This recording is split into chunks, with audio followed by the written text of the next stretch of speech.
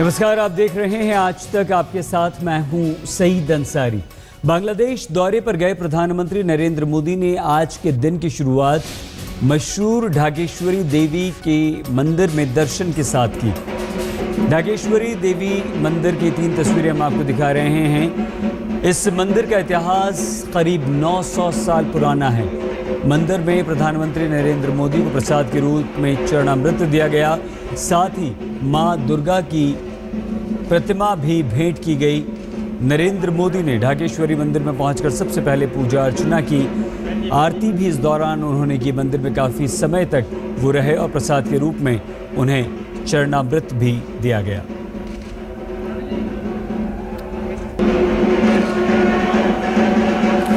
भक्ति वही, शक्ति वही, आस्था के मंत्र वही, निष्ठा का तंत्र वही और भक्त भी वही। जी हां, बांग्लादेश में प्रधानमंत्री नरेंद्र मोदी अपनी यात्रा के दूसरे दिन सूरज चढ़ते ही ढाकेश्वरी मंदिर पहुंचे। ये ढाकेश्वरी मंदिर है जिसकी पहचान और अहमियत बांग्लादेश में वैसी ही है जैसे हिंदुस्तान में कोलकाता के दक्षिणेश्वर मंदिर की है।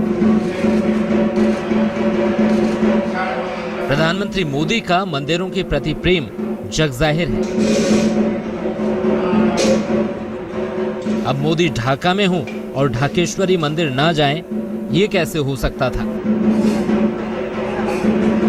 प्रधानमंत्री ने देवी के दर्शन किए, प्रतिमा पर पुष्पांजलि भी अर्पित की, फिर आरती में शामिल हुए।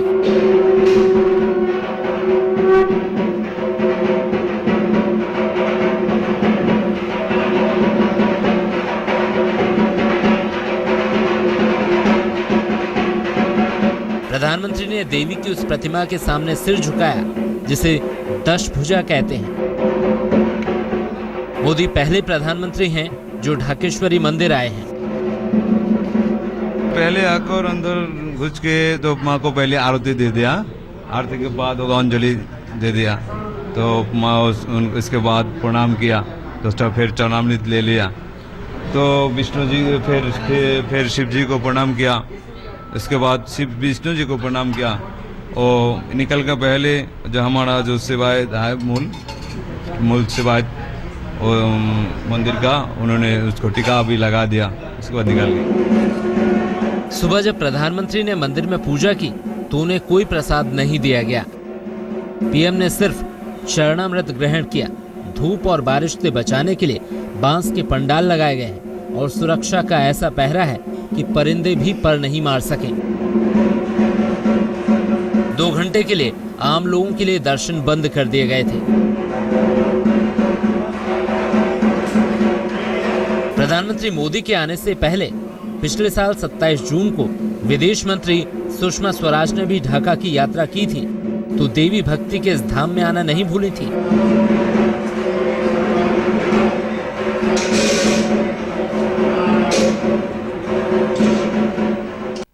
को ढाका की अधिष्ठात्री देवी माना जाता है। बांग्लादेश में इसे राष्ट्रीय मंदिर का दर्जा हासिल है।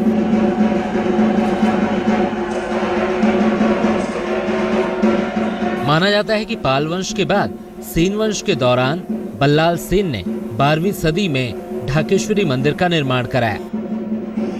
ढाकेश्वरी मंदिर देश के सबसे पुराने मंदिरों में से एक है और माना जाता है कि इस मंदिर के नाम पर ही बांग्लादेश की राजधानी का नाम ढाका पड़ा होगा। ढाका में मनोज्ञा लोईवाल के साथ आज तक ब्यूरो। ढाकेश्वरी मंदिर करीब 900 साल पुराना है और ऐसा माना जाता है कि ढाकेश्वरी मंदिर के नाम पर ही बांग्लादेश की राजधानी ढाका का नाम ढाका रखा गया है। मुसलमानों के बाद हिंदुओं की आबादी बांग्लादेश में सबसे बड़ी है।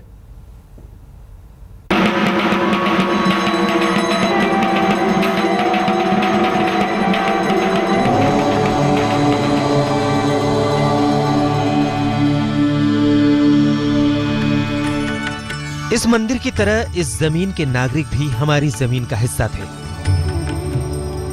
और इस जमीन पर भी वही गंगा जमनी तहजीब बसती थी जो बंटवारे के बाद भारत की तहजीब कहलाने लगी।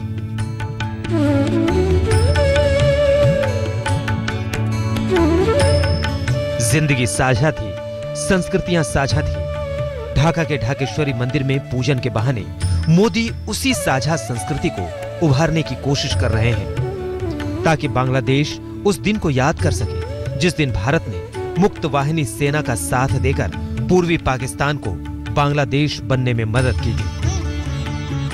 इस मंदिर में मोदी की पूजा बांग्लादेश से करीबी सांस्कृतिक रिश्तों की प्रदर्शनी है। मंदिर खुलने के बाद जो भक्त है यहाँ का सब आते हैं पूजा देने के लिए, पूजा चलती रहती है। आप दक्षिणेश्वर गए हैं क्या? दक्षिणेश्वर मंदिर में जैसा चल रहा था यहाँ भी ऐसी चलती है। तमाम हिंदू मंदिरों की तरह ढाकेश्वरी मंदिर पर भी तमाम आक्रमण हुए। बंटवारे से पहले तक ये मंदिर हिंदुओं की आस्था का बहुत बड़ा केंद्र था। ढाकेश्वरी मंदिर का निर्माण 12वीं सदी में सेन वंश के दौरान राजा बल्लाल सेन ने करवाया था। बल्लाल सेन ने दुर्गा की एक मूर्ति को ढाक के पेड़ से ढका पाया, इसीलिए इसका नाम ढाकेश्वरी देवी पड़ा। ढाकेश्वरी पीठ की गिनती शक्ति पीठ में की जाती है। ऐसी मान्यता है कि यहाँ पर सती के आभूषण गिरे थे। 1971 के युद्ध में पाकिस्तानी सेना ने इस मंदिर को काफी नुकसान पहुंचाया। 1988 में बांग्लादेश को इस्लामी राज्य घोषित किए जाने के बाद हिंदुओं ने इस मंदिर को राष्ट्रीय मंदिर घोषित करने की मांग की। 1989-90 में इस मंदिर पर मुस्लिम भीड़ ने हमला किया था। 1996 में ढाकेश्वरी मंदिर को ढाकेश्वरी जातीय मंदिर का नाम दे दिया गया और ये मंदिर राष्ट्रीय मंदिर घोषित कर दिया गया। तब से इस मंदिर की देखभाल और सुरक्षा की जिम्मेदारी बांग्लादेश सरकार की है। मोदी शक्ति के ही नहीं, शिव के भी जबरदस्त उपासक हैं। मोदी ने अपने चुनाव अभियान में वाराणसी के विश्वनाथ मंदिर के दर्शन किए थे और नेपाल गए तो पशुपतिनाथ मंदिर में भी उन्होंने लंबी पूजा की थी। ढाकेश्वरी मंदिर परिसर में भगवान शिव के 4 मंदिर भी हैं। सफेद संगमरमर से मंदिर में शिवलिंग बनाया गया है। ढाकेश्वरी में मोदी ने शक्ति के साथ शिव की भी उपासना की। मंदिर का खास ये है जो यहाँ 4 शिव मंदिर है। शिव जी का मंदिर भी है इधर। मंदिर में जो शिव जी का मूर्ति भी है, विष्णु मूर्ति भी है। ये मंदिर यहाँ चल रहा है। बहुत सब भक्त यहाँ आते हैं, पूजा वूजा देते हैं। ये मंदिर 800 वर्ष पुराना मंदिर है। मोदी की विदेश नीति के दस्तावेज कई बार आस्था की स्याही से लिखे जाते हैं। वो जहां जाते हैं साझा संस्कृति दिखाकर लोगों का दिल जीतने की कोशिश करते हैं। मोदी जापान, अमेरिका, ऑस्ट्रेलिया, चीन, नेपाल और मंगोलिया के बाद बांग्लादेश पहुंचे हैं। मुद्दा राष्ट्रहित साधने का ही होगा, लेकिन मंदिर के मंत्रोच्चार के गूंज के बीच रिश्ता मजबूत करने की ऐतिहासिक कोशिश होगी। ढाका में मनोज्ञा लुईवाल के साथ आज तक ब्यूरो।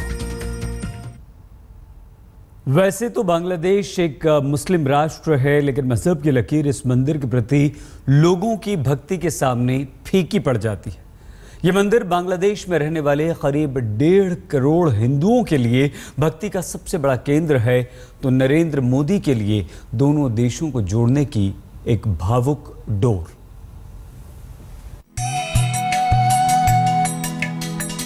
ढाकेश्वरी मंदिर प्रधानमंत्री मोदी की बांग्लादेश यात्रा का आध्यात्मिक पड़ाव है।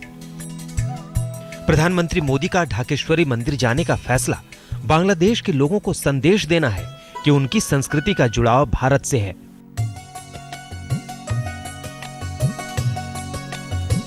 दरअसल बांग्लादेश में दूसरी सबसे बड़ी आबादी हिंदुओं की है। बांग्लादेश सांख्यिकी ब्यूरो के मुताबिक हिंदू आबादी पूरे देश की आबादी का 9.6% है। बांग्लादेश की 2001 की जनगणना के मुताबिक बांग्लादेश में हिंदुओं की कुल आबादी 1,13,79,000 है। यही वजह है कि नरेंद्र मोदी बांग्लादेश में भी साझा संस्कृति के जरिए पड़ोसी देश के साथ रिश्तों को बेहतर करना चाहते हैं। साथ ही अध्यात्म के जरिए पर्यटन को बढ़ावा देना भी मकसद है, ताकि दोनों देशों के बीच पीपल टू पीपल कांटेक्ट बढ़ सके।